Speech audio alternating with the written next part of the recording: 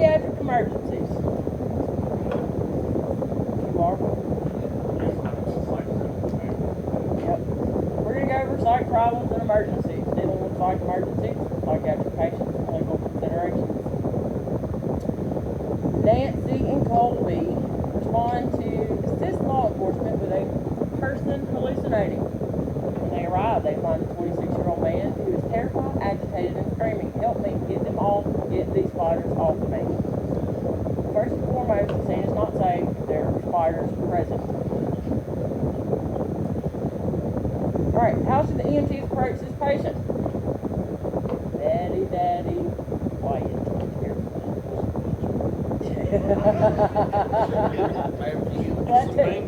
That too. Yeah. Dude, that's messed up. That is so messed up.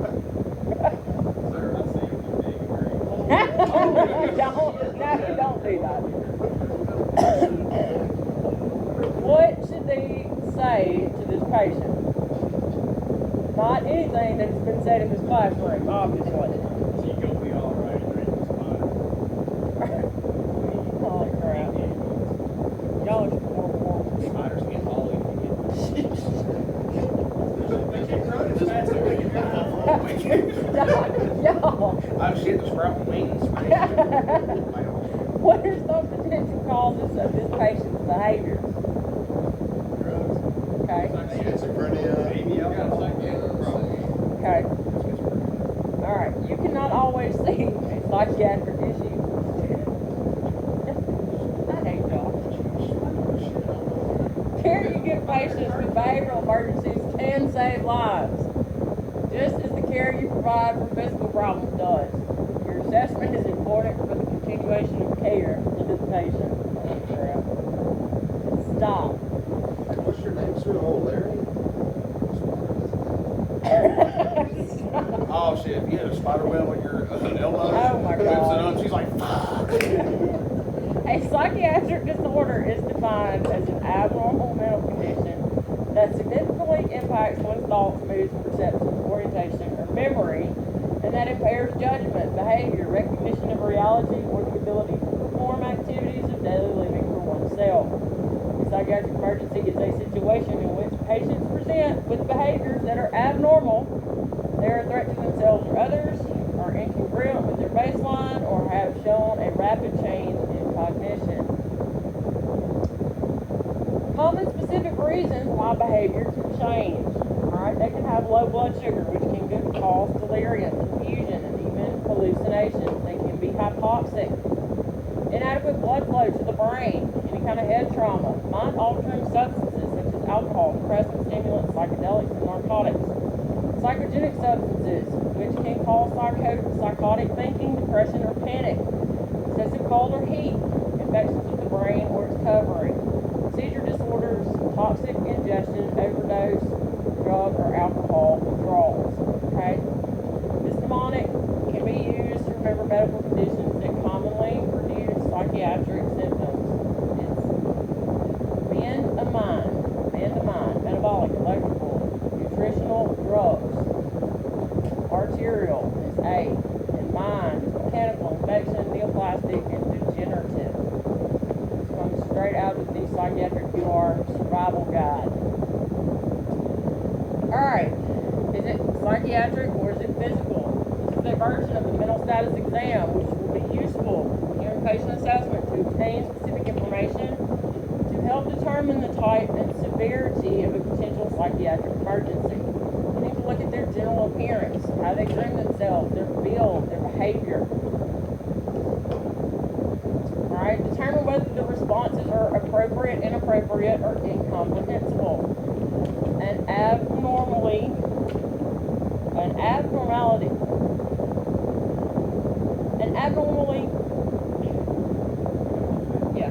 commonly observed in psychiatric emergencies is pressured speech, which is an increase in rapid, loud, and accelerated spontaneous speech. Pressured speech is most often observed in patients who are in an active phase of mania, schizophrenia, or an organic brain disorder. Alright, conditions of the skin can provide some indication of the patient's condition. You look at the color, temperature, and posture or their gait, any kind of unusual movement? Are they oriented to person, place, and time? Do they show the ability to think abstractly, or is their thinking more concrete? Concrete thinkers take things at face value, literally, and cannot conceive an alternative interpretation. Abstract thinkers, by contrast, can see more in depth and come up with other meanings than just a literal interpretation. Dystonia is a movement disorder that causes involuntary contractions of muscle, resulting in twisting and repetitive movements that are sometimes painful. Tardive dyskinesia is another movement disorder that causes involuntary movement of the tongue, lips, face, trunk, extremities. Patients who have been treated long-term with dopaminergic antagonist medications such as Thorazine are prone to tardive dyskinesia. Okay? A lot of medicines have this side effect known as tardive dyskinesia. Alright? You need to look at their organization of thought, indications of hallucinations, delusions, phobias, rapid shifts in topic, and repeated words. Do they rapidly shift from one topic to the next or repeat words despite apparent effort to make new responses? Does the patient pause for a period before responding to a question? Mood can be identified by paying attention to the patient's affect. With a constricted affect or a flat affect, the patient shows a reduction in the intensity of feeling tone. Flat affect, which is the absence in the amount of emotional tone or outward emotional reaction, is common in individuals who are depressed. Labile affect shows as a rapid shift in emotional expression and is most common in organic brain syndromes or intoxication. Is the patient making rational decisions? Do they appear to lack insight into their behavior or current situation? Okay, these are things you need to think about when you're looking at their judgments. All right. Most psychiatric problems develop gradually. You need to obtain the timeline and frequency of the symptoms. Age is also a factor. Individuals in their late 50s are less likely to present with new or developing psychiatric emergencies, although it can happen. The patient has memory loss or impairment. In most psychiatric problems, the memory remains intact, but the patient is usually alert, being oriented to person, place, and time. Hallucinations would indicate that the cause is mental rather than physical. We also need to note that the hallucinations are visual or auditory. Visual hallucinations are defined as the perception of an object or event with the absence of a stimuli. Auditory hallucinations are defined as the perception of received sounds with auditory stimulus. Alright, they're hearing voices they shouldn't be hearing. They're seeing things that they shouldn't be seeing. In addition to auditory and visual hallucinations, there are also olfactory or smell hallucinations and gustatory, which is a taste hallucination. The patient who experiences their first psychological break might begin hallucinating or having delusions that were not provoked by any outside stimulus, but rather are a result of a mental decompensation. Also, if a patient has stopped taking their medicine, he can experience a return of psychiatric symptoms from the medication discontinuation that are not necessarily related to any kind of triggering event, medical illness, or trauma. This is also true for the patient that just began taking new medicine. Usually, they get on this medicine, they think they're cured, so they stop taking it. And they have all these problems come back. Alright? Anxiety is a state of painful uneasiness about impending problems and most often things that are out of one's control. It is characterized by agitation and restlessness and is one of the most common emotions. Right? Panic attacks often have a sudden onset that rapidly builds to a peak, usually lasting 10 minutes or less. The body becomes flooded with epinephrine or adrenaline in the same way as your fight or flight response. Okay? Agoraphobia is anxiety about being in places or situations from which escape would be difficult or help might not be available. I actually have this. You better not put me in a corner. Okay? Because I'm fixing to come out of that corner. Just the thought of leaving the home can cause impending fear and often causes individuals to avoid specific social situations.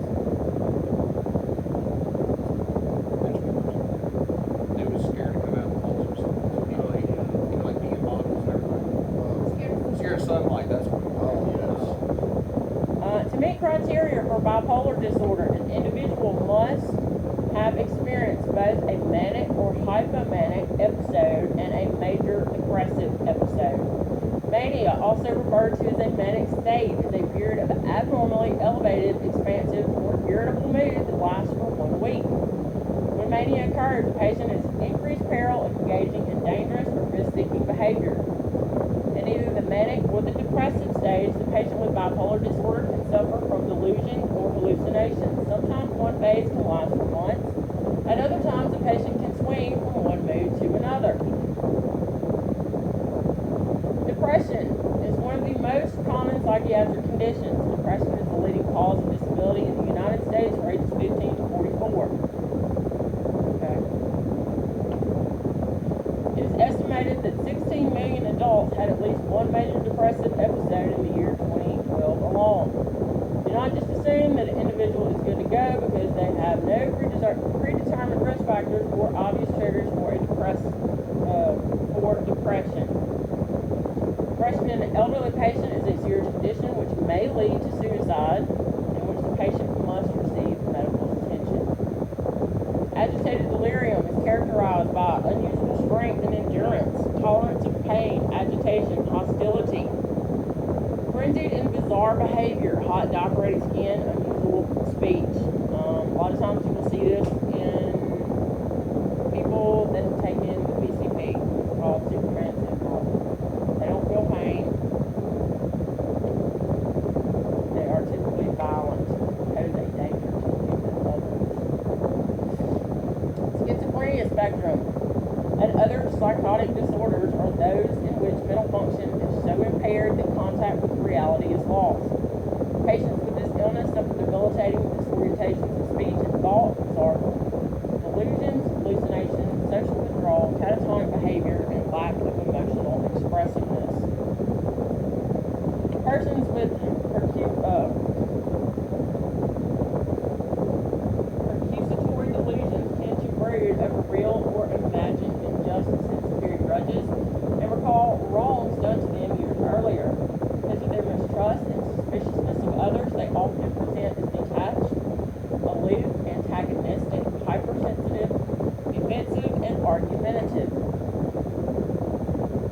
Acute psychosis can result from the mind-altering drugs, which is the most common cause from intense stress.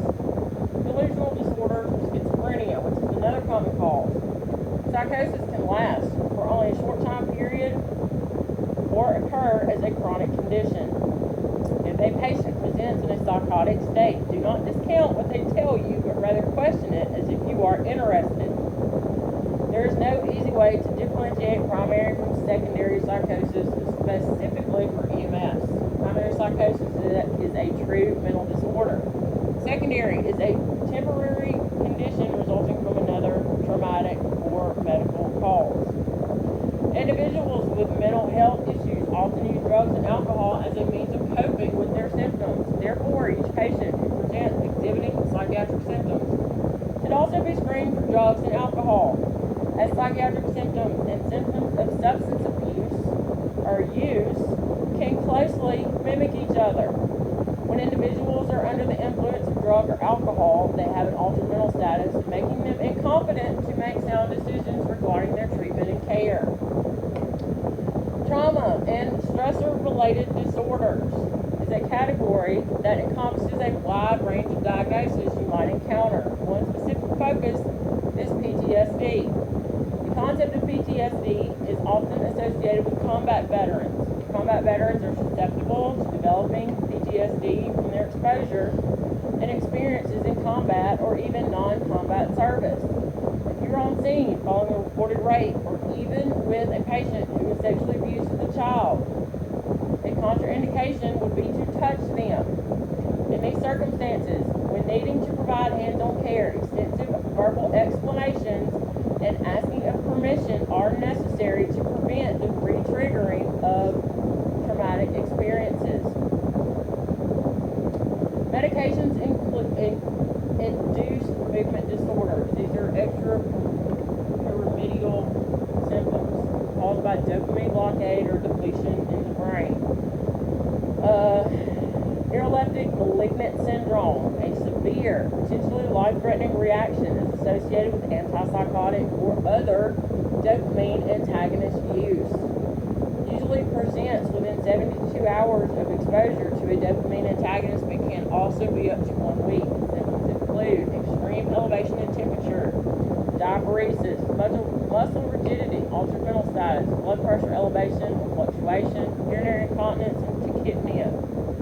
A few differential diagnoses for this include certain inflammatory or autoimmune disorders such as status epilepticus. I believe we went over that chapter 19, 20, something like that.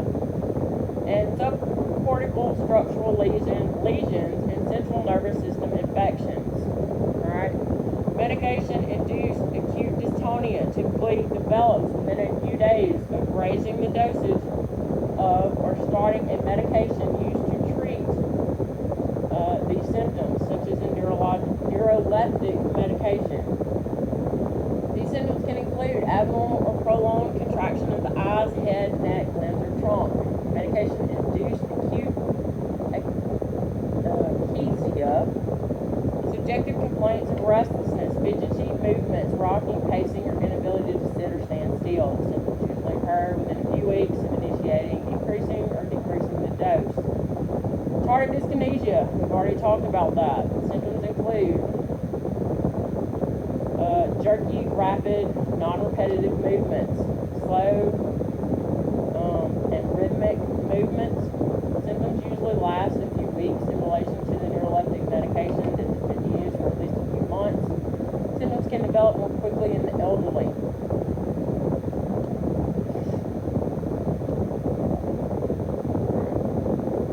Patients sometimes express their inability to handle the pressures they feel through violent acts. Alright, some of the risk factors and potential signs of impending suicide. History of mental illness such as depression, bipolar, or schizophrenia, previous suicidal gestures or attempts. Family history of successful suicide, history of physical, emotional, or sexual abuse. Feelings of hopelessness and like there's no way out. Unwillingness to seek mental health care because of the stigma attached to suicidal thoughts. Feelings of being isolated from others. Local epidemic of suicide. The history of impulsive or aggressive behavior. Recent diagnosis of a serious illness, especially an illness that signals a loss of independence. Changes in psychiatric medicine. Living in a chaotic environment. Alcohol, drug abuse. Divorced, widowed, are 5 times more likely to commit suicide. Persons who give away personal belonging and cherished possessions. Major physical stress, such as surgery and long periods of sleep deprivation, chronic pain. Expression of a clear plan for committing suicide, and availability of the mechanism to carry out the suicide, especially access to firearms. The angry, violent patient might be ready to fight with anyone who approaches and will probably be difficult to control. Some of the early signs: nervous pacing, shouting, threatening, cursing, throwing objects, clenched teeth, or fists. Alright? They want to call popos on that one. If you can identify through your assessment what you believe to be a specific condition, you are more apt to provide the appropriate care for the patient. The mental status exam provides indicators that something might not be right with the patient. Ask the following questions. Are you having thoughts about killing yourself? Are you having thoughts about killing other people? Especially before they get in the truck with you. That would be important to know. Do you have a plan, or have you been planning to end your life? If so, how would you do it? Do you have access to guns, drugs, a rope? What would you use? Where is it right now? How likely do you think you are to carry out your plan, and what stops you? Are you having thoughts to kill someone else? Have you thought about how you would kill them? Do you have access to a means to kill them? How likely do you think you are, and what stops you? The pink slip, okay, here it's called,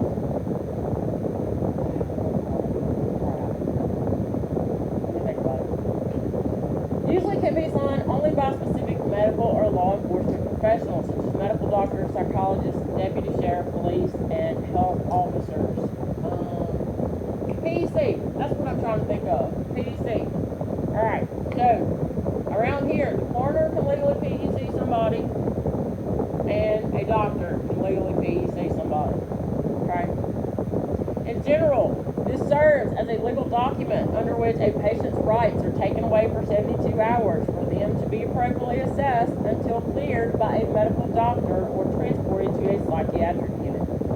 Being PEC does not necessarily mean that the patient will be hospitalized for psychiatric care, but neither EMS personnel nor the police can complete a full psychiatric assessment, which is what is often done in the emergency department to determine their actual needs.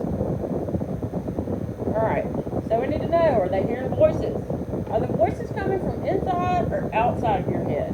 Is it a male or is it a female? I'm not real sure what difference that makes. Do the voices tell you to do specific things?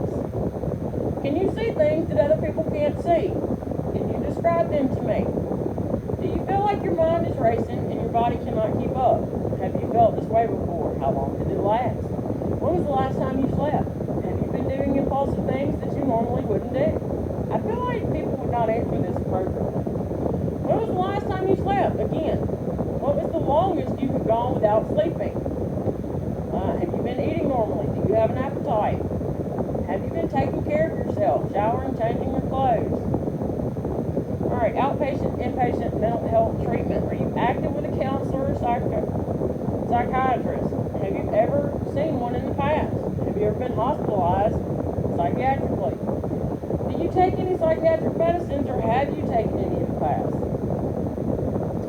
Alright, every person at a psychiatric emergency, including you, is susceptible to emotional injury. Every person has a threshold and some can cope more than others.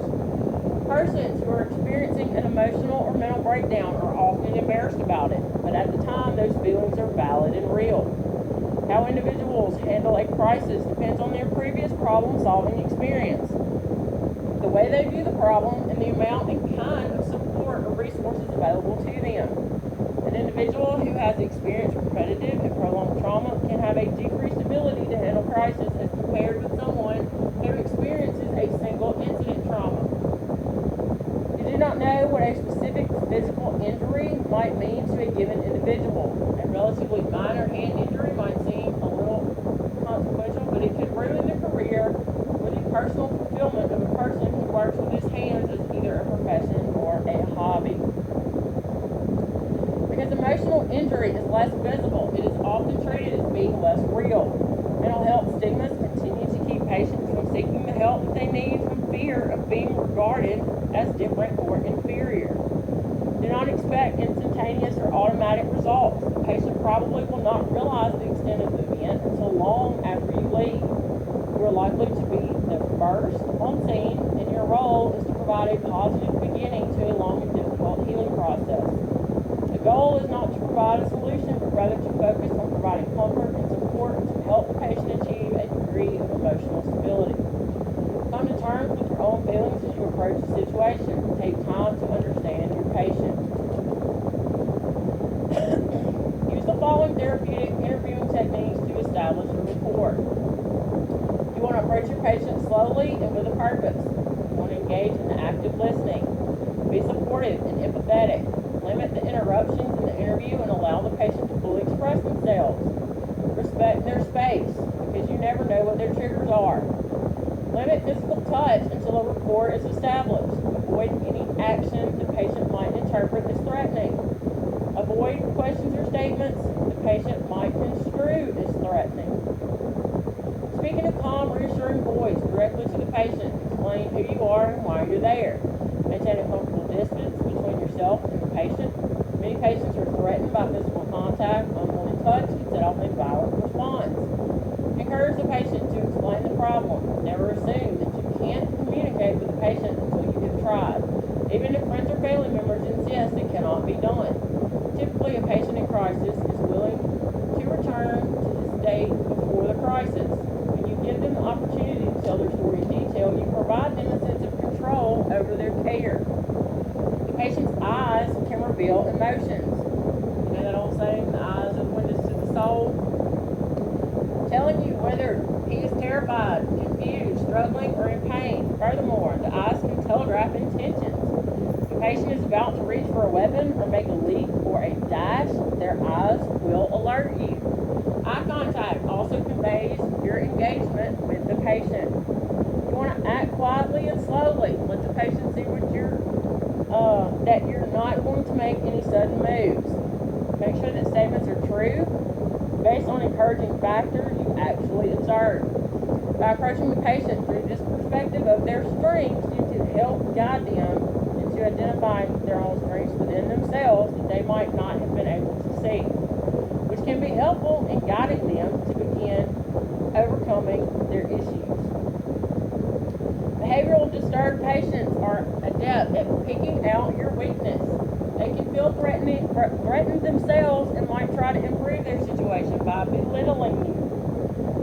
Remain kind and calm and treat the patient with respect. Remember that the patient is ill and comments are not directed at you personally. Always tell your patient the truth. Do not play along with the visual or auditory disturbances. If the patient seems frightened by these disturbances, reassure them that these are temporary and that with a combination of medicine and other therapies, these symptoms can be stabilized or even completely removed. However, the patient in an active state of psychosis might not find their hallucinations or delusions frightening. Rather, they might be their reality.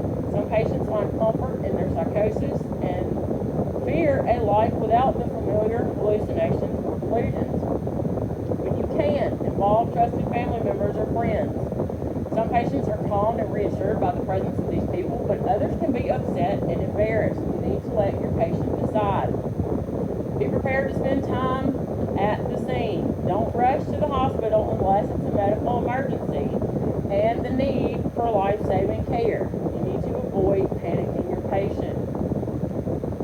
You need to remain calm and treat the patient with respect. Remember, the patient is ill and comments are not directed at you. Never leave them alone. All psychiatric emergency patients are escape risk and violence to self or others is a distinct possibility. After you respond to the emergency, the patient's safety is one of your primary concerns. Even if the patient pleads to be left alone for just a few minutes, firmly explain that you realize he can handle things, but that you can get into trouble for leaving them alone. If they need to go to the bathroom, first check the bathroom for potential weapons, razors, scissors, knives, ties. Leave the door ajar, but be discreet as you watch. Follow your local protocols. Avoid the use of restraints unless the support of law enforcement or those trained, and the use of restraints if you decide restraint is necessary. Do not force the patient to make decisions. The patient has probably lost the ability to cope and make rational decisions. If necessary, suggest things that need to be done or even ask them what they believe they need to feel better. Encourage the patient to participate in a motor activity which helps reduce anxiety. Have the patient gather an extra set of clothing or medicine to take with them. Deep breathing exercises are also helpful in briefly managing anxiety. The patient has attracted a crowd. Do what you can to disperse it. You need to deal with the patient on a one-on-one basis. If the scene is especially hectic, remove the patient from it or remove distressing stimuli from the scene before trying to calm the patient. When entering the scene, determine the fastest and safest route to get out. If there is a family member or bystander blocking that route, politely ask them to move to another location in the room without telling them exactly why you want them to move. Alright, Colby kneels down near the patient who is sitting on the ground. I'm Colby. I want to help you. Tell me what's going on. Nancy learns from the patient's friend that he has a drinking problem. He has not been able to get alcohol for 2 to 3 days. I think it's the DTs, the friend said. I've seen it before. It looks like DTs. What consideration should Colby and Nancy give to the information received from the patient's friend? A little bit of consideration? Probably a lot. Okay.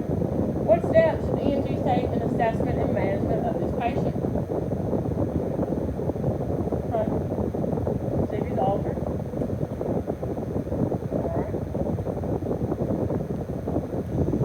Alright. So, assessment-based approach. Scene size up. If You cannot, yeah, Sorry, what is DTs? delirium tremor. Like alcoholics have when they get their alcohol withdrawals. Actually, in the hospital, if you're an alcoholic, they won't write a prescription for your fingers. Yeah. Yes. And they just taper you off? No, yes, you get every day. Yeah, they keep it in the pharmacy. Yes. Yes. Yep. If you cannot guarantee your own safety, call the police and wait for them to arrive before you leave your vehicle. Be alert if you're dispatched to the scene of a suicide or potential suicide. That you do not fall victim to a mechanism that the patient plans to use to end their own life. Running an automobile in a closed garage, blowing out a pilot light, turning on all the burners on a gas stove, using electrical devices in water, common suicide methods that can pose a risk for you. Another new method of suicide that poses an extreme risk to the EMT is the use of chemical suicide bag. I'm not real sure what that is. If you can't visually locate the patient, wait for police to enter and secure the scene. Always stay between the patient and an open door so that you can exit quickly should the scene deteriorate. If the patient displays a weapon, never ignore or disregard it. Instead, in a calm and non-confrontational way, tell the patient that you want to help but cannot do so until the weapon is released. Ask the patient to give you the weapon. If they do, back out of the scene, call and wait for police response. Remember that the weapon can be used against you. Stay outside the danger zone. For a knife, 22 feet. For a gun, it's much, much farther away. Do not automatically assume that there is just one patient. Sometimes two or more persons make a suicide pact. Occasionally, a person tries a murder-suicide. If you can't visually locate the patient, wait for the police to enter and secure the scene. Always stay between the patient and an open door so that you can get out of there if you must.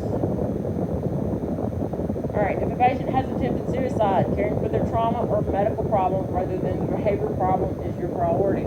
For a hang attempt, establish manual inline stabilization during the primary assessment, followed by complete mobilization. Proceed with assessment and care based on the mechanism of a suicide attempt. The patient who is alert and has no significant mechanism of injury, try to obtain a history. Pay attention to medication the patient has taken that can help you clarify the situation as a psychotic or medical emergency. Note carefully the events leading to the emergency to help clarify if the suicide attempt is involved. Allow the patient to tell you what happened. If you can, interview the patient in a quiet room where they have some privacy. The patient might be ashamed and hesitant to talk in front of family or friends. Throughout the assessment attempt to evaluate intellectual function, orientation, memory, concentration, judgment, thought content, which is disorder, delusions, hallucinations, worries, and fear. Language, look at their speech pattern. Do they use appropriate words, inappropriate words, or can you not figure out what they're saying? You want to look at their mood. Are they anxious? Are they depressed? All aspects of your mood stuff.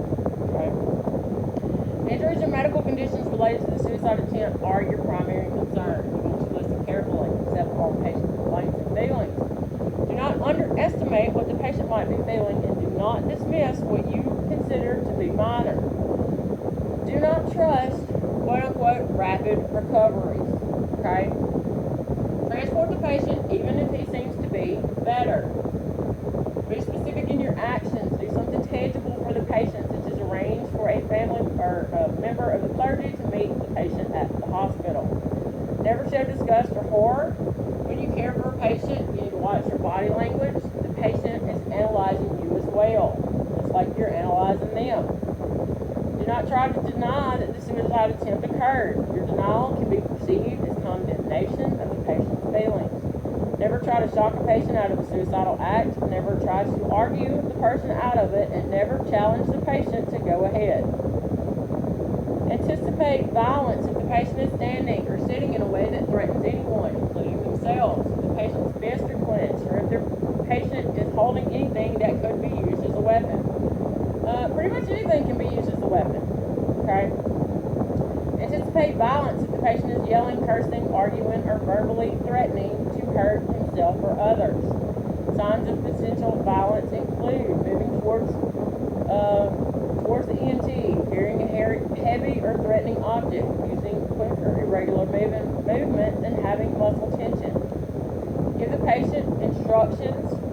behavior, clearly state the consequences of aggressive behavior before that behavior occurs. Alright? Behavioral changes such as radical alterations in lifestyle, values, or relationships. These are some of the things that you need to be looking for. Anger that is inappropriate or directed at an inappropriate source. Usually brief but intense and often destructive. Mania that is unrealistic, optimistic, and grandiose. Pressured speech, prone to take unwanted risks and displays poor judgment. Depression that might involve crying, inability to function, or feelings of worthlessness or hopelessness and threats of suicide. Withdrawal or loss of interest in people and things previously considered important. Loss of contact with reality, such as hallucinations and delusions that are auditory or visual. Tension and irritability. These are some of your signs and symptoms again. Your management. Be alert to the possibility that the patient can become violent and do harm to you, others at the scene, or themselves. Do not let yourself fall victim to the same mechanism of injury as the patient. Never allow your patient to come between you and an exit. Assess the patient for trauma or a medical condition. Remember that what seems to be a psychiatric emergency can arise from trauma or a medical condition. When patients have attempted suicide, their medical treatment has priority. Calm down, stay with the patient, follow the guidelines discussed earlier for communicating with someone in a psychiatric emergency. Never leave them alone. Do not turn your back to them or drop your guard. Okay? It is necessary to protect yourself and others or the patient from harming themselves. Use restraints. Never use restraints as a substitute for observation, and never use metal handcuffs if your local protocol does not authorize them, and if you are not properly trained in their use. Use restraints only if emergency care would be dangerous or impossible without them. You want to enlist the aid of trained personnel. Transport the patient to a facility where they can get the physical and psychological treatment that they need. If a patient attempted to commit suicide by drug or medication overdose, be sure to monitor the airway, breathing, and circulation carefully. Prepare to assist ventilations. Bring those drugs or medicines with you to the facility. Monitor the airway, breathing, oxygenation, circulation, mental status, repeat vital signs assessment, and check any interventions such as security of restraints. When a patient is placed in a prone position, the weight of the body places upward pressure on the abdomen and forces the abdominal organs to be displaced towards the diaphragm. The added compression prevents a normal downward movement of the diaphragm, leading to the inability of the patient to take an adequate breath. This results in a decreased tidal volume and inadequate breathing. The inadequate breathing results in hypoxia and acidosis, which can cause further agitation and cardiac arrest. With a patient in a prone position, it is impossible to adequately assess the airway and ventilatory status. Do not assess for chest rise and adequate tidal volume with the patient in a prone position. Do not ever put these people face down. Do not ever sandwich them like we used to do between two backboards. Okay? For these reasons, it is necessary to restrain patients in a supine position. It increases upper extremity movement, and a supine restraint is a problem. Take the supine patient's arm over their head and restrain each wrist to the head of the stretcher. This will limit their ability to move. If vomiting or secretions are concerned, restrain the patient in a lateral position. If you use restraints with a patient, please be humane about it, okay? This means that they are padded restraints so that they will not injure a patient who struggles to get okay. Most services now actually carry soft restraints, alright? A patient who begins to calm down might be hypoxic from the efforts to fight against the restraint. Carefully and thoroughly assess the patient's airway, ventilation, oxygenation, and circulation. One person should be assigned to each of the patient's limbs. The patient is taken down in a prone position to gain control. Immediately get the patient onto the supine position to allow for adequate ventilation and assessment. After you have applied them, not even during transport. It might be necessary to remove restraints to reposition the patient. This can be done by removing one restraint at a time and controlling the extremity until it is restrained to the stretcher again. Reassess the patient's circulation frequently to make sure the restraints are not too binding. Make sure you document on the pre-hospital care report why you felt it necessary to restrain the patient, and thoroughly document the technique you used for restraint. You must also call and get medical control for this. Okay?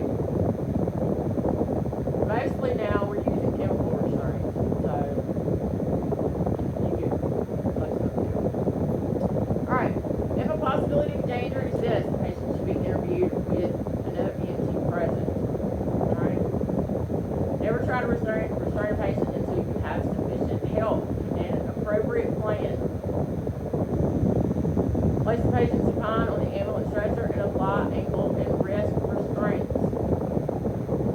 One method is to pull the arm across the patient's chest and on the opposite side of the stretcher frame. Alright, under most state laws, any adult of sound mind has the right to determine whether he will be treated or, more specifically, touched by another person during treatment. In most states, anyone age 18 or over is considered an adult, and anyone under the age of 18 who is in the armed service or is married, pregnant, or a parent is also considered an adult, an emancipated minor. If you cannot find a responsible adult to consent to the treatment of a minor or of a patient without mental competence, or if an adult patient is unresponsive, you can still go ahead and treat. If you act in such cases on the principle of implied consent, this is the belief that the person who would grant consent would if they were present or able to do so. Your best protection against legal problems when dealing with an emotionally disturbed patient is to document carefully and thoroughly all aspects of the encounter.